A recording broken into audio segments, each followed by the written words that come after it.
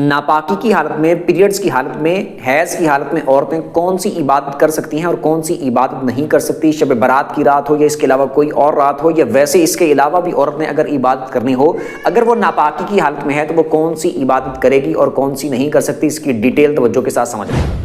السلام علیکم، امید ہے آپ سب خیریت سے ہوں گے اور آپ کو یہ بھی پتہ چل گیا ہوگا کہ آج کی اس ویڈیو میں ہم جانیں گے کہ حیض کی حالت میں، ناپاکی کی حالت میں، پیریڈز کی حالت میں عورت کون سی عبادت کر سکتی ہے شب برات کی رات میں، یا پھر اس کے علاوہ کسی دن میں، کسی رات میں ویسے بھی اگر عورت نے عبادت کرنی ہو تو وہ کون کون سی عبادت کر سکتی ہے۔ آسان الفاظ میں اس کی ڈیٹیل بتاؤں گا، توجہ کے ساتھ اس کو سمجھ لیجیے گا۔ پہلی بات یہ یاد رکھیں کہ شب برات کی رات ہو یا پھر اس کے علاوہ کوئی اور رات ہو، کوئی دن ہو جس میں نفلی عبادت کی جاتی ہے، جیسے شب معراج کی رات ہے، شب برات کی رات ہے، یا اس طرح کی کوئی خاص راتیں جو عبادت والی آتی ہیں، تو اس رات میں عبادت کرنا فرض یا واجب نہیں ہے، اور نہ ہی اس کو کوئی فرض یا واجب کہتا ہے۔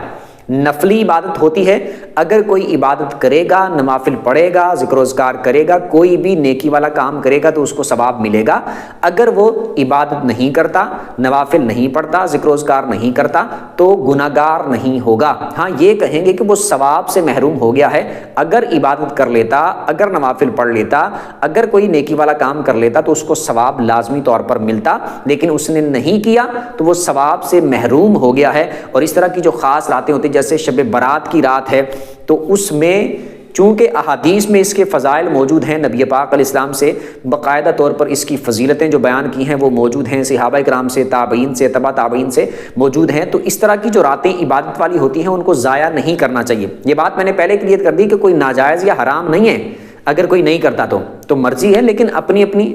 ثواب جس نے لینا ہے تو اپنی اپنی مرضی ہے کہ وہ اگر اپنی بخشش کے لیے، مغفرت کے لیے، ثواب کے لیے، نیکیوں کے لیے اگر کرتا ہے تو اچھی بات ہے۔ اب اصل بات یہ کہ عورتیں چونکہ جو پیریڈز کی حالت میں موجود ہیں تو وہ اب عبادت کیسے کریں گی؟ عورتیں پیریڈز کی حالت میں، حیض کی حالت میں نفل نہیں پڑھ سکتی، یعنی نماز نہیں پڑھ سکتی، تو وہ فرض نماز بھی جیسے نہیں پڑھ سکتی تو نفل بھی نہیں پڑھ سکتی۔ اسی طرح قرآن پاک کی تلاوت نہیں کر سکتی اس حالت میں، وہ نہ تو قرآن پاک کو ہاتھ لگا کے چھو کے، نہ ہی قرآن پاک کو زبانی پڑھ سکتی ہیں۔ تو یہ دو کام عورتیں نہیں کر سکتی، ایک نماز پڑھنے والا اور ایک قرآن پاک کی تلاوت کرنے والا، یہ دو کام نہیں کر سکتی۔ ان کے علاوہ جیسے عورت کوئی تسبیح پڑھتی ہے، مثال کے طور پر وہ حیض کی حالت میں، پیریڈز کی حالت میں ہے تو شب برات کی رات ہے، یا پھر کوئی اس طرح عبادت والی رات ہے، تو پھر عورت کو چاہیے کہ وہ تسبیح پڑھ لے، الحمدللہ الحمدللہ، جتنا اس سے ہو سکے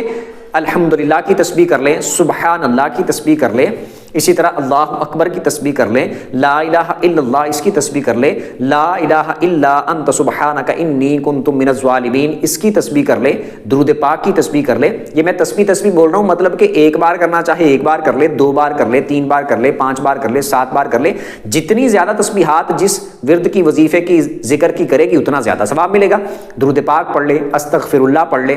یا حنان یا منان یہ پڑھ لے، یا اللہ یا رحمان یا رحیم یہ پڑھ لے، اللہ کے مبارک ناموں کا وظیفہ کر لے، ذکر و اذکار کر لے۔ اس کے علاوہ جو بھی ورد وظیفے کے طور پر چیزیں پڑھی جاتی ہیں، اذکار پڑھے جاتے ہیں، مبارک کلمات، نام پڑھے جاتے ہیں، تو وہ مبارک کلمات، وظیفہ، ورد اس طرح عورتیں کر سکتی ہیں، ٹھیک ہے؟ یعنی کہ قرآن کی تلاوت اور نفل یہ دو کام نہیں کر سکتی ناپاکی کی حالت میں۔ ان کے علاوہ جو ذکر و اذکار، تسبیح، درود پاک، ذکر و اذکار، استغفر اللہ وغیرہ پڑھنا، وہ سارا کچھ عورتیں پڑھ سکتی ہیں۔ تو وہ چاہیں بستر پہ لیٹے لیٹے پڑھ لیں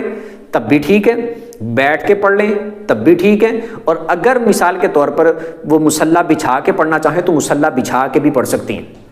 ٹھیک ہے؟ اگر وضو کرنا چاہیں تو وضو بھی وہ کر لیں۔ اس طرح ان کی پاکی تو حاصل نہیں ہوگی وضو کرنے سے کہ وضو کریں گی تو شاید پاک ہو جائیں گی، پاک نہیں ہوں گی، پاک تو وہ ناپاک ہی رہیں گی جب تک وہ ان کے ناپاکی والے دن ختم نہیں ہوتے اور پھر غسل نہیں کر لیتی تب تک پاک نہیں ہوں گی۔ لیکن ویسے ہی ایک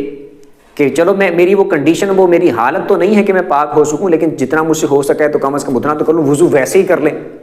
ویسے ہی وضو کر لیں، اور وہ وضو نہ بھی کرے ویسے ہی مصلی پہ بیٹھ کے پڑھنا چاہے تو مصلی پہ بیٹھ کے پڑھ لے، ویسے چیئر پہ بیٹھ کے پڑھنا چاہے چیئر پہ بیٹھ کے پڑھ لے، بستر پہ بیٹھ کے پڑھنا چاہے بستر پہ بیٹھ کے پڑھ لے، بستر پہ لیٹے لیٹے پڑھنا چاہے لیٹے لیٹے پڑھ لے، جس کنڈیشن میں، جس کیفیت میں جیسے بھی عورت پڑھنا چاہے تو وہ پڑھ سکتی ہے۔ اور جس طرح میں نے بتایا نوافل یعنی نماز اور قرآن کی تلاوت کے علاوہ جو بھی ورد وظیفہ، ذکر اذکار وغیرہ کرنا چاہے کر سکتی ہے۔ اس طرح تلاوت سن سکتی ہے کہ مثال کے طور پر وہ گھر میں بچے ہیں، بیٹی ہے، بیٹا ہے، ان کو بول دے کہ تم قرآن پاک پڑھو میں سن لیتی ہوں، تو یہ آج کی مبارک رات ہے، تم تلاوت کرو میں سن لیتی ہوں، اس طرح کوئی اور تلاوت کرے اور وہ بیٹھ کے سن لے تو اس طرح سن سکتی ہیں، یا مثال کے طور پر وہ ویڈیو پہ لگا لی ہے،